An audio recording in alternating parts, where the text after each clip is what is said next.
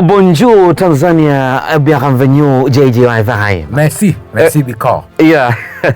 Hii ni game review. Hicho ni Kifaransa kitakuchanganya kidogo. Bwana, kwa mchezo wa jana. Naam. Hujuma ambazo zimechabangwa pale katika viwanja vya pale Morocco. Yeah. Unadhani wanafika hatua yoyote ama bwana? Hawatafika popote na nitasema vibaya mimi. Sema tu kwa sababu huyu baba anaitwa Bobo Traore.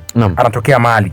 Lakini sisi licha ya ukarimu wetu wa Tanzania tumekuja kulipwa matapitapi haya. Bila shaka. Sisi tumeishi na Wamali vizuri. Yuko screen protector pale Young Africans pale bila shaka. Anaishi vizuri na watu wa rika zote. Juzi naona yuko na mtoto mdogo nani huyu Ankonzala. Anapiga naye story. Amekuwa kama Mtanzania, anajua Kiswahili. Na amepewa hata mashamba huko. Ameenda na kurudi. Lakini kama sehemu kuna Mali, kwa nini atake tena Mali?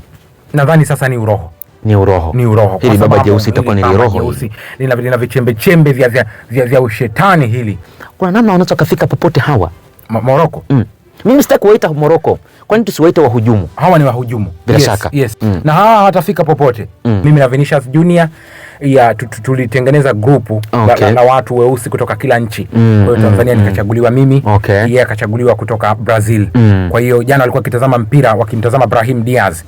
Wakawa wanasema JJ sasa nikimnukuu anasema obrigado de tender mucho espero Morocco. Yeah. Anasema alimaanisha nini hapo? Anasema jana Tanzania ilikuwa ni mfupa mgumu mbele ya Morocco, na ndio maana Brahim Diaz alishangilia kana kwamba amefunga goli katika fainali za usiku wa UEFA. Hamweze mkamuadi Traore kutoka Mali alikuwa refariwa jana. No, group letu halikubali watu masnichi. Yule ni snitch yule. Ni snitch yule. Ndio maana baada ya game nimeona pale kuna namna alikuwa anazungumza na kuna kitu. Producer Tusa, tuwekee hii naam. Tusa.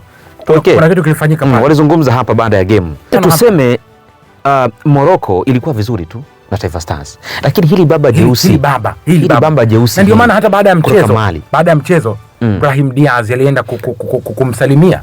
Kumsalimia Faila Sufi. Kwa nini tusifanye jambo hapa sasa Diara atakapokuwa narudi kutoka Mali? Naam. Kwa nini usije naye hapa Bongo akafanya hata utalii kidogo maeneo ya Naam, sasa yule hii michuano kimalizika Djigui Diara tutamuomba aje na hili baba jeusi.